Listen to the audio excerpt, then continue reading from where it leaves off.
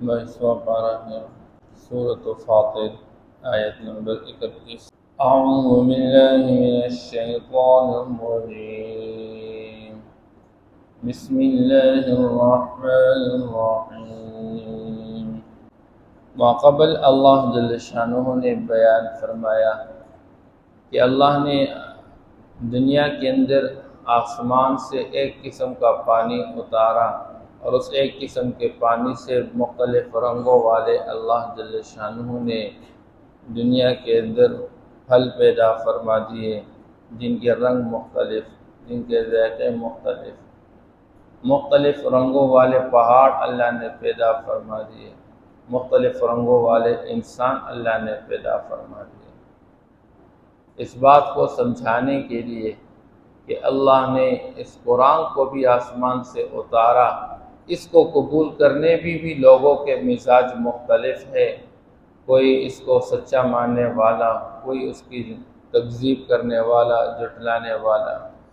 آج کی آیت مبارکہ میں اللہ جل شانہ سب سے پہلے قرآن کی حقانیت کو بیان فرما رہے ہیں کہ یہ جو کتاب آپ کی طرف، آپ کے رب کی طرف سے وحی کی جاتی ہے، یقیناً یہ سچی کتاب ہے، آپ کے رب کا کلام ہے، اس میں کوئی جھوٹ نہیں ہے۔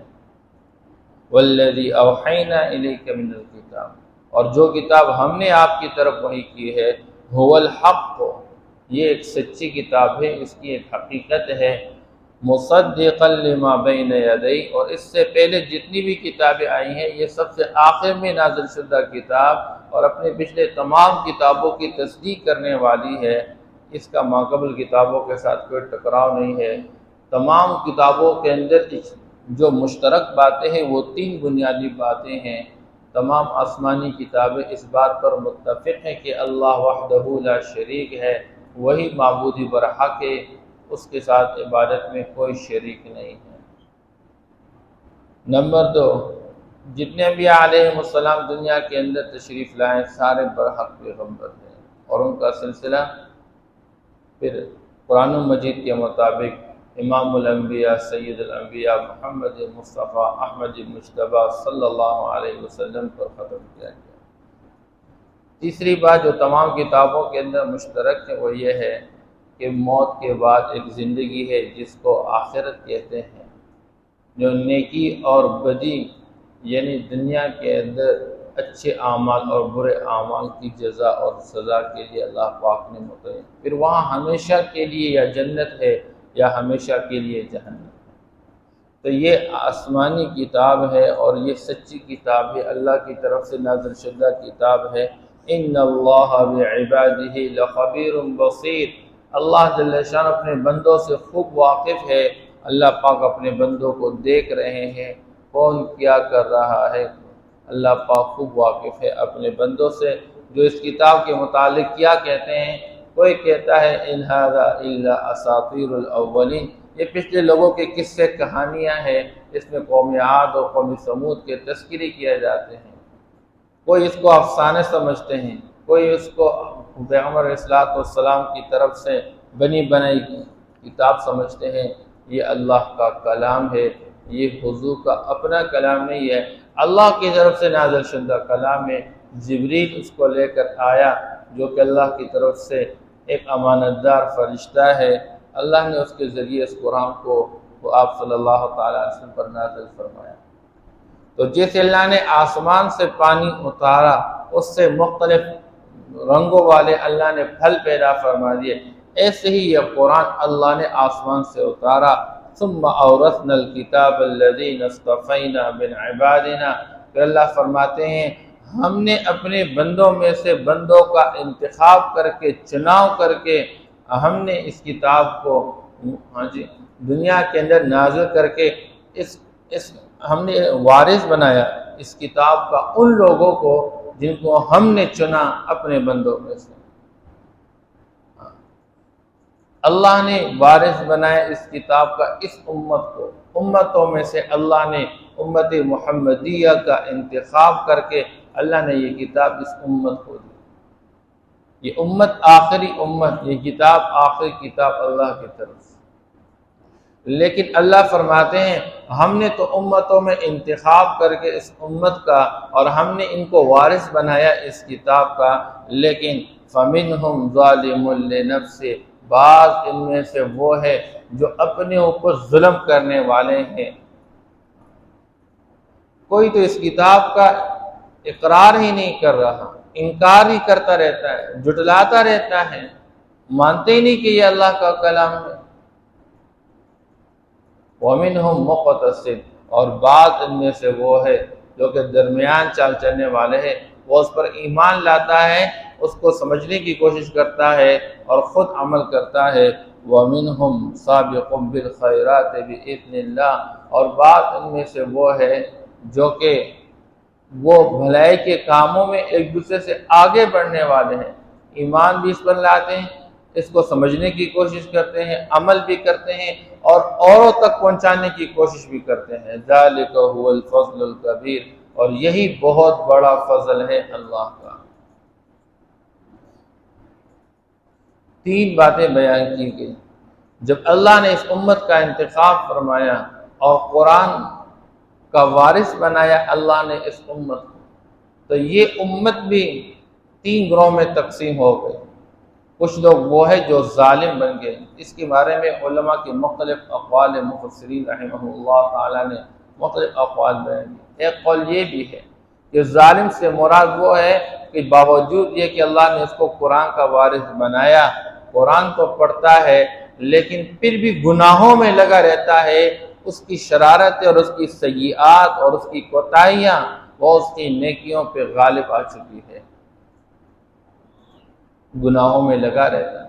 وَمِنْهُمْ مُقْتَصِدٌ، اور بعض وہ جو درمیان چال چلتے ہیں، یعنی قرآن پڑھتے ہیں، جن کے ہاں نیکی کے کام بھی پائے جاتے ہیں، وہ خیر کے کاموں میں بھی حصہ لیتے ہیں، لیکن اس سے گناہ بھی سرزد ہو جاتے ہیں، اس کا خیر اور شر دونوں برابر ہے۔ اور تیسرے قسم کے لوگ وہ ہے وَمِنْهُمْ سَابِقٌ بِالْخَيْرَاتِ بِإِذْنِ اللَّهِ، یہ وہ لوگ ہیں کہ کچھ لوگ تو قرآن مجید پڑھتے پڑھتے نیکی کے کاموں میں آگے بڑھنے والے ہیں اور گناہوں سے اپنے آپ کو مکمل طور پر بچانے والے ہیں۔ تو یہ جو آخر لوگ ہیں، تو یہ اس درجے کے لوگوں کے بغیر حساب و کتاب میں جنت میں داخل ہوں گے۔ بہرحال جن کو اللہ نے قرآن کا وارث بنایا، انہوں نے قرآن پڑھا، اگرچہ گناہوں میں بھی ساتھ لگے رہے، اگرچہ اس کے ساتھ نیکی کے کام بھی کرتے رہے، لیکن انجام کار جن لوگوں کو اللہ نے قرآن کا وارث بنایا، اس پر ایمان لائے، اس کے ساتھ دل لگا چکے، باوجود یہ کہ ان سے گناہ سرزد ہوتے رہیں، لیکن پھر بھی اللہ جل شانہ ان لوگوں کی بخشش نصیب فرمائیں گے۔ قرآن کی تاثیر یہ کہ انسان کے گناہوں کے بخشش کا ذریعہ بنتا ہے، اگرچہ اپنے گناہوں کی سزا بھگتنی پڑے گی۔ یہ امت دھوکہ کھا چکے ہیں، جس قرآن کو اللہ نے ذالک هو الفضل الکبیر، سب سے بڑا فضل قرار دیا۔ آج تو ہم دنیا کے اندر ایک گھر بنا لیتے ہیں اور لکھ لیتے ہیں ھذا من فضل ربی، یہ بھی اللہ کا فضل ہے، اللہ حلال روزی عطا فرما لیتے ہیں، اس کو بھی اللہ نے فضل۔ لیکن الفضل الکبیر، سب سے بڑا فضل، اللہ جس کو قرآن کے ساتھ تعلق نصیب فرما دے، قرآن کو پڑھنے کی توفیق عطا فرما دے، اس کو سمجھنے کی توفیق عطا فرما دے اور اس پر عمل کرنے کی توفیق عطا فرما دے۔ حدیث پاک کے اندر آتا ہے، آپ صلی اللہ تعالیٰ علیہ وسلم نے فرمایا کہ اللہ پاک نے فرمایا من شغلہ القرآن عن ذکری و مسئلتی، ایک شخص جو قرآن میں اتنا مصروف ہو گیا کہ قرآن بھی مصروفیت کی وجہ سے، اس کو پڑھنے، اس کو سمجھنے، اس کو پڑھانے اور سمجھانے کی وجہ سے اس کے پاس اتنا ٹائم بھی نہیں ہے، اتنا وقت بھی نہیں ہے کہ یہ اللہ سے دعائیں مانگے، اس کے پاس اتنا وقت نہیں ہے کہ اضافی اوراد اور وظیفے پورا کر سکے، اس کے پاس قرآن کی وجہ سے، قرآن کی مصروفیت کی وجہ سے اتنا وقت نہیں ہے۔ اللہ فرماتے ہیں اعطیتہ خیر ما اعطی السائلین، میں اس بندے کو ان تمام لوگوں سے بہتر عطا کروں گا جو دن رات میرے سامنے ہاتھ پھیلا کے مجھ سے مانگتے رہتے ہیں۔ یہ قرآن کی برکت ہے۔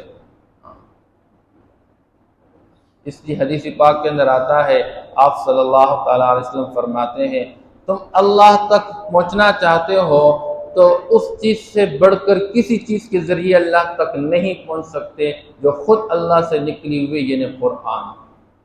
آج اللہ معاف کرے، ہمارے معاشرے میں آج قرآن کا کیا حال بن چکا ہے، صاف نظر آ رہا ہے۔ ہمارے گھروں میں قرآن کی تلاوت کتنی کی جاتی ہے، اچھے لوگ اپنے آپ کو دیندار سمجھنے والے روزانہ ایک پارہ تلاوت مشکل سے ہو جاتا ہے۔ ہم نے قرآن کو گھروں کے اندر قسم اٹھانے کے لیے رکھ لیا، بس جہیز کے سامان میں اور کے ساتھ بیچنے کے لیے رکھ لیا۔ قرآن کے اندر کیا بیان کیا؟ حالانکہ دیکھیں دنیا کے اندر ہم اپنے ملک کے اعتبار سے دیکھیں، مدارس ماہانہ اور سالانہ کتنا ان کا بجٹ چلتا رہتا ہے اور کتنے کاروبار ہے اس کے، اور اللہ جل شانہ کیسے چلاتے رہتے ہیں۔ یہ برکت ہے اس قرآن کا کہ کوئی پتہ ہی نہیں چلا، اور سب سے بہتر کھانے کھاتے ہیں۔ جو علماء قرآن کے ساتھ تعلق لگا کے اپنی زندگی گزارتے رہتے ہیں اور قرآن کی خدمت کرتے رہتے ہیں، اچھا کھاتے ہیں، اچھا پیتے ہیں، اچھا پہنتے ہیں، بغیر کسی ٹینشن کی زندگی گزارتے رہتے ہیں۔ اس لیے قرآن مجید کے ساتھ شوق، شغف اور لگاؤ۔ آپ صلی اللہ علیہ وسلم نے فرمایا، القرآن حجت لک او علیک، کل قیامت کے دن یا تو یہ آپ کے حق میں دلیل بن کر آپ کے حق میں سفارشی بنے گا یہ قرآن، یا آپ کے مد مقابل خصم بنے گا، انسان کو روکے گا۔ اس لیے آپ صلی اللہ تعالی علیہ وسلم قیامت کے دن اللہ آپ کے سامنے کیا شکایت کریں گے؟ اللہ میری یہ امت اس قرآن کو چھوڑ بیٹھی تھی۔ میں اپنی زندگی میں سوچوں میری عمر کتنی ہو گئی، میں قرآن پاک کتنا پڑھتا رہتا ہوں۔ اللہ فرماتے ہیں جنات عدن یدخلونہا، جو لوگ قرآن کے وارث بن کے اس کے ساتھ تعلق قائم کر چکے، اللہ فرماتے ہیں ہمیشہ والی جنت کے اندر یہ لوگ داخل ہوں گے۔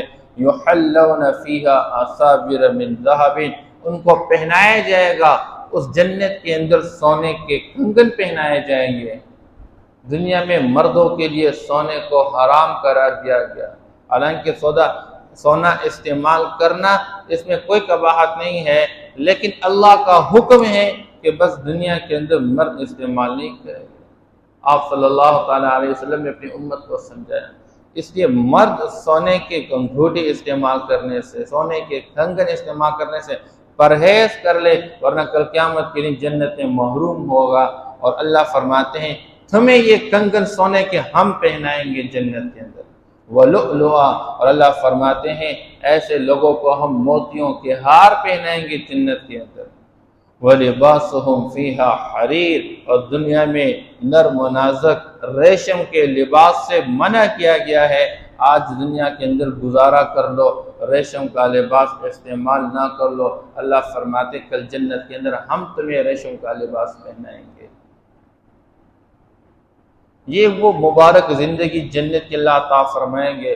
وقال الحمد للہ الذی، اور جنت کے اندر جنتی کہیں گے تمام تعریفیں اس اللہ کے لیے ہے، اذهب عنا الحزن، جس نے ہم سے غم دور کر دیا۔ دنیا میں ٹینشن، پریشانی، کبھی مال کی، کبھی اولاد کی، کبھی صحت کی، کبھی کاروبار کی، یہ پریشانیاں چلتی رہتی ہے، لیکن جنت کے اندر جب بندہ داخل ہو جائے گا سارے غم ختم ہو جائیں گے۔ تمام تعریفیں اس ذات جس نے ہم سے ہمارے غم کو دور کر دیا۔ ان ربنا لغفور شکور، یقیناً ہمارا رب بخشنے والا قدردان ہے۔ الذی احلنا دار المقامہ، جس نے ہمیں ہمیشہ والے گھر میں داخل کر دیا، ہمیں اتار دیا۔ احلنا دار المقامہ، کبھی تو انسان عالم ارواح کے اندر، کبھی وہاں سے باپ کے پشت میں آیا، کبھی ماں کے رحم میں آیا، کبھی دنیا میں آیا، کبھی دنیا سے برزخ کی طرف چلا گیا، اور جب یہ جنت میں داخل ہو جائے گا پھر وہاں سے کہیں نہیں جائے گا، ہمیشہ ہمیشہ کے لیے وہاں پر رہے گا۔ من فضلہ، اللہ ہی کے فضل سے، بس جس پر اللہ کا فضل ہو گیا وہ اس جنت میں داخل ہوئے۔ اس لیے بندہ اپنے اعمال میں بھی لگا رہے، قرآن کے ساتھ بھی لگا رہے، نسبت بھی جوڑ کے رکھے، لیکن ڈرتا بھی رہے کہیں اللہ جل شانہ میرے اس عمل کو قبول نہ فرما دے اور پھر ہمیشہ کے لیے کہیں محروم نہ ہو جاؤ، ڈرتا بھی رہے۔ اللہ سے اللہ کا فضل بھی مانگتا رہے، اللہ میرا عمل کچھ بھی نہیں، میں کچھ بھی نہیں، اللہ مجھے آپ کا فضل چاہیے، اپنے فضل سے میرے ان نیک اعمال کو قبول فرما کے مجھے جنت میں داخل فرما دے۔ اور جنت کے اندر جنتی کہیں گے لا یمسنا فیہا نصب، دنیا کا ایک گھر بنانے کے لیے کتنا پسینہ بہانا پڑتا ہے، اتنی مشقتیں برداشت کرنی پڑتی ہے، وہ جنت جو انسانوں کو اللہ عطا فرمائیں گے، سب سے آخری جنتی، دنیا کا سب سے آخری جنتی جب جنت میں داخل ہوگا، اس کا جنت کے اندر محل اور اس کے جنت کے اندر رقبہ کتنا ہوگا، اس دنیا کو 10 گنا بڑھا کے یہ آخری جنتی کو اللہ عطا فرمائیں گے، پوری دنیا کو 10 گنا بڑھا کے، کہ جس نے نیک اعمال کیے اس کو اللہ کیا تھا، تو کہیں گے لا یمسنا فیہا نصب، ہمیں یہاں پر کوئی تھکاوٹ نہیں پہنچ رہی، اس کے ولا یمسنا فیہا لغوب، یہاں ہم کوئی مشقت نہیں محسوس کر رہے ہیں، ہمیں کوئی مشقت نہیں پہنچ رہی ہے، بغیر کسی مشقت کی زندگی گزاریں گے، بغیر کسی تھکاوٹ کے، نہ ذہنی تھکاوٹ، نہ جسمانی تھکاوٹ، نہ ظاہری تھکاوٹ، نہ باطنی تھکاوٹ، بس بندہ بغیر کسی فکر کے، بغیر کسی پریشانی کے، بغیر کسی مشقت کے ہر نعمت کو استعمال کرے گا، جو چاہے گا وہ کھائے گا، جو چاہے گا وہ پیے گا، اور مزے کی زندگی ہوگی وہاں پر۔ ان لکم ان تصحوا فلا تسقموا ابدا، ہمیشہ کے لیے صحت مند رہو، کبھی تم پر بیماری نہیں آئے گی۔ ان لکم ان تنعموا فلا تبأسوا ابدا، اعلان ہوگا ہمیشہ ناز و نعمت کی زندگی میں رہو، کبھی تم پر کوئی پریشانی نہیں آئے گی۔ اب ہمیشہ جوان رہو، کبھی بڑھاپا نہیں آئے گا، اب ہمیشہ زندہ رہو، کبھی موت نہیں آئے گی۔ اللہ ہم سب کو نصیب فرما دے۔ والذی اوحینا الیک من الکتاب، اور وہ کتاب جو ہم نے آپ کی طرف وحی کی ہے، هو الحق، وہ یقیناً سچی کتاب ہے، مصدقا لما بین یدیہ، اپنے سے پہلے تمام کتابوں کی تصدیق کرنے والی، ان اللہ بعبادہ لخبیر بصیر، لیکن اللہ جل شانہ اپنے بندوں سے خوب واقف اور دیکھنے والے ہیں۔ ثم اورثنا الكتاب الذين اصطفينا من عبادنا، پھر ہم نے وارث بنایا اس کتاب کا ان لوگوں کو جن کو ہم نے چنا اپنے بندوں میں سے، فَمِنْهُمْ ظَالِمٌ لِنَفْسِهِ، پس بعض ان میں سے اپنے اوپر ظلم کرنے والے، وَمِنْهُمْ مُقْتَصِدٌ، اور بعض درمیان چال چلنے والے، وَمِنْهُمْ سَابِقٌ بِالْخَيْرَاتِ بِإِذْنِ اللَّهِ، اور بعض ان میں سے اللہ کے حکم سے بھلائی کے کاموں میں آگے بڑھنے والے، ذَلِكَ هُوَ الْفَضْلُ الْكَبِيرُ، یہی بہت بڑا فضل ہے۔ جَنَّاتُ عَدْنٍ يَدْخُلُونَهَا، ہمیشہ والے باغات کے اندر وہ داخل ہوں گے، يُحَلَّوْنَ فِيهَا، اور پہنائے جائیں گے ان جنتوں کے اندر، من اساور من ذہب، سونے کے کنگن، ولؤلؤا، اور موتی کے ہار، ولباسهم فیہا حریر، اور ان کا لباس جنت کے اندر ریشم کا ہوگا۔ وقالوا الحمد للہ الذی اذهب عنا الحزن، اور کہیں گے تمام تعریفیں اس اللہ کے لیے ہے جس نے ہم سے غم کو دور کر دیا۔ ان ربنا لغفور شکور، یقیناً ہمارا رب بخشنے والا ہے، قدردان ہے۔ جب بندے جنت میں جائیں گے اور سب کچھ دیکھیں گے اپنی آنکھوں سے اور سب کچھ استعمال کریں گے، اللہ پوچھیں گے اے میرے بندو کیا تم راضی ہو چکے؟ اللہ ہم راضی، کچھ اور چاہیے؟ اللہ اور کیا چاہیے؟ آپ نے ہمیں جنت میں داخل کر دیا، جنت کی ساری نعمت عطا فرمائیں۔ اللہ فرمائیں گے میں آپ کو کچھ اور بھی دینا چاہتا ہوں، پردے ہٹا دیے جائیں گے، اللہ اپنا دیدار نصیب فرمائیں گے۔ یہ وہ موقع ہوگا 40 سال تک بندے اللہ کو دیکھتے رہیں گے اور نظریں تکتی نہیں ہوں گی، آنکھیں تکتی نہیں ہوں گی۔ اللہ ہمیں نصیب فرمائے۔ الذي احلنا دار المقامۃ من فضلہ، وہ ذات جس نے ہمیں ہمیشگی والے گھر کے اندر اتارا اپنے فضل سے۔ لا یمسنا فیہا نصب ولا یمسنا فیہا لغوب، اس میں ہمیں کوئی تھکاوٹ نہیں پہنچیں گی اور نہ کوئی مشقت ہمیں پہنچے گی۔ اللہ